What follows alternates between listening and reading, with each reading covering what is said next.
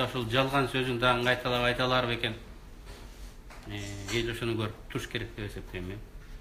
Анан кийин прокуратуранын айтканы, булар чындыктан коркконду, элдин пикиринен, элдин сотунан, тарыхтын сотунан коркконунун далили болуп турат. Болбосо биздин көп элер коркуп атат. Алардын өңүн эл көрүп койбосун. Эл көрсө тойдо болобу, батада болобу, көчөдө болобу, бетиң жок акмак экенсиң деп айтат деп коркуп атышат. Маевский менен Модинго эми түшүнүктүү. Алар КТРден кайра сүйлөп Россиясына кетет. Эми ол жерде калган адамдар ушинтип коркуп атса керек да, эл бар, журт бар депчи. Ошондуктан мен пикиримди айтып атам да. Мен эмнени айтып атам? Менин пикирим.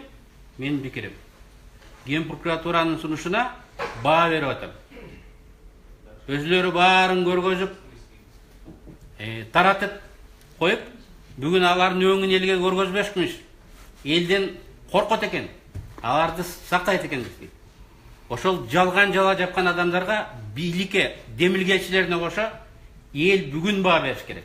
Тарых сөзсүз баа берет, мен ага ишенем. Бирок алар бүгүн энчисин алыш керек. Бүгүн эртең чыгып тойго барабы, батага барабы, жакшылыкта болобу, жамандыкта болобу, адамдар бетине карап акмак экенсиң деп айткандай болуш керек. Мына алар ушулардан коркот.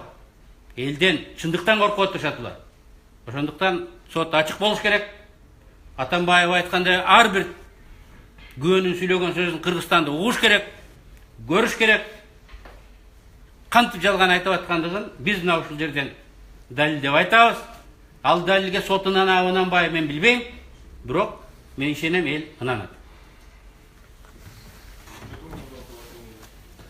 Мен дагы адвокаттардын айтканын колдойм. Себеби эмнеси калды эл көрбөгөн? Өрүчкеш айткандай бүт Кыргызстан көрүп атат. 3 айдын ичинде коррупционер, мошенник деп көргөзүп атат биз. Анан ошол бизди коррупционер, мошенник деп мүмкүн следовательдердин басым астында мүмкүн уюштурулган ошол свидетелдер көрүнбөй келип показания бербестен элдин алдында бетибизге ачык айтсын. Бул биз үчүн абдан керек нерсе. Бул эл үчүн абдан керек нерсе. Ушул жерден биздин мойнубузга ошону айтып, бетибизге ошентип айтып, тарых алдында, эл алдында, Кудайдын алдында айтып кетсин. Анан сиз өзүңүз чечесиз. Ошондуктан урматтуу сот, мен сизден суранам, свидетелдерди жабык кылбастан пресстан уруксат берип ачык өткөрүңүз. Рахмат. Сегодня заседание у нас и так проводится в открытом заседании. Поэтому с учетом высказанных мнений суд постановляет.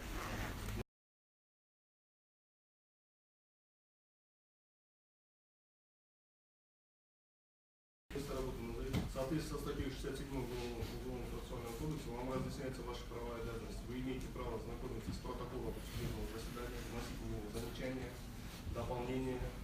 Имеете право на вознаграждение за свое участие, и вы вправе отказаться от участия в деле, если не обладаете специальными познаниями. Да. Переводчик отводов не будет, что ли? Есть отвод. Дело в том, что мы хотели его вызвать в качестве свидетеля. В связи с этим мы заявляем ему отвод. Так как в ходе следствия были масса нарушений, об этих обстоятельствах как раз он находился в ходе следственных мероприятий, и как раз мы хотели его опросить по этим обстоятельствам. С этим мы заявляем ему отвод. Мнение сторон по заявлению. Сейчас. Ваша честь, я полностью поддерживаю своего коллегу, потому что в действительности в ходе следствия в предварительных органах следствия данный товарищем принимал участие. Вот. Есть масса разногласий в материалах дела. В связи с этим мы будем заявлять в следующем ходатайство о привлечении его в качестве свидетеля, дополнительным свидетелем будем его привлекать. Поэтому в этой части я полностью поддерживаю коллегу своего, и считаю, что это должно быть удовлетворено. Полностью поддерживаю. Поддерживаю заявление. Поддерживаю коллегу. Подсудимое, ваше мнение относительно Туда переводчик. Мен биринчиден судья бир нерсени тактап алышыбыз керек. Бүгүнкү процесс орусча өтөбү, кыргызча өтөбү? Мен Текебаев, Кыргыз Республикасы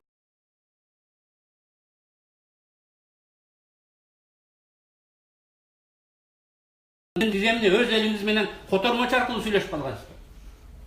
Ушул маселени чечиңиз, анан мен пикиримди айтам. Биринчиден, иш өзү орус тилинде бүткөн. Кыргыз тилинде болсо, кыргыз тилинде деле жүргүзө берет. Эч кандай эмес. Бул жерде өзүңөрдүн жактоочу бар. Орусча жакшы, кыргызча жакшы сүйлөп бере алышабы? Сүйлөйбүз. Эгерде ошончо зарылчылык жок болсо, кыргыз тилинде деле жүргүзө берет. Мен кыргыз тилинде өтүшүн талап кылам. Мындайда биринчиден, Ошону чечейин. экинчиден, иш материалдарында орус тилиндеги документтер бар, аларда кыргыз тилинде которуш керек. Ошон үчүн котормочунун биякта калышы зарыл. Котормочу керек, мен каршы эмесмин. Анткени эки орус тилдүү чет элдик граждандар бар.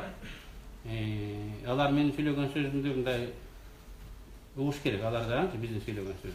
Но калганыбыздын баарыбыз кыргызбыз да. Түшүнүктүү. Котормочуга баш тартуу жок сизде? Жок, котормочу абдан маанилүү күбө, анткени абдан көп кырдаалдар болгон. Мисалы, иш бүтүп тааныштырган күнү эле тергөөчү 13-үнө чейин бүтүш керек. Бизге ошондой жогору жактан тапшырма түшкөн. 13 майга чейин деп. Таанышсаңар, таанышпасаңар да биз 13-үндө өткөрөбүз. Жогору жактан ошондой көрсөтмө бар, бизде график бар деп айтканын. Эми мен уктум, адвокат укту, тергөөчү укту. Биздин айтканыбыз эсеп эмес, күбөнүн айтканы менин оюмча бул абдан маанилүү көрсөтмө болуп эсептелет. Ошондуктан мен күбө катары катышып беришин өзүнөн да сурайт.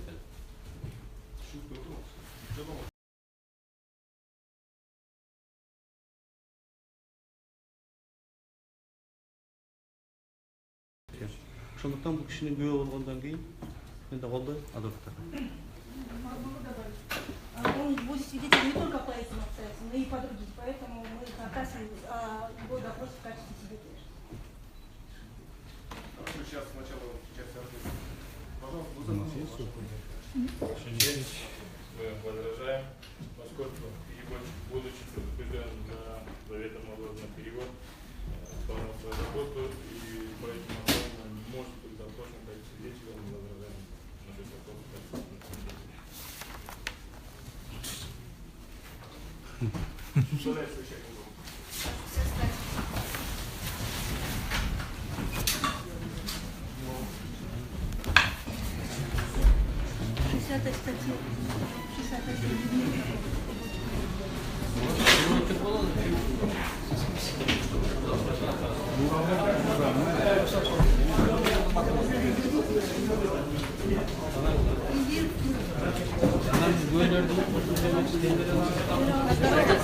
За руку подержится. За руки подержаться. Мои девочки, как поживаете?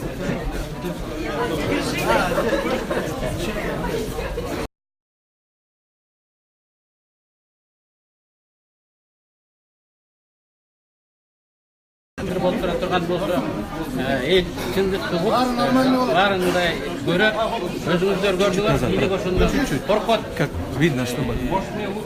Тихо, сейчас. Радионун киришине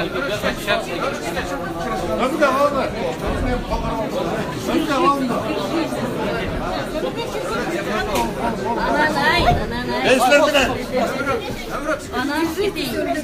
Siz benim. Ben buldum. Sizler gitmesinler de.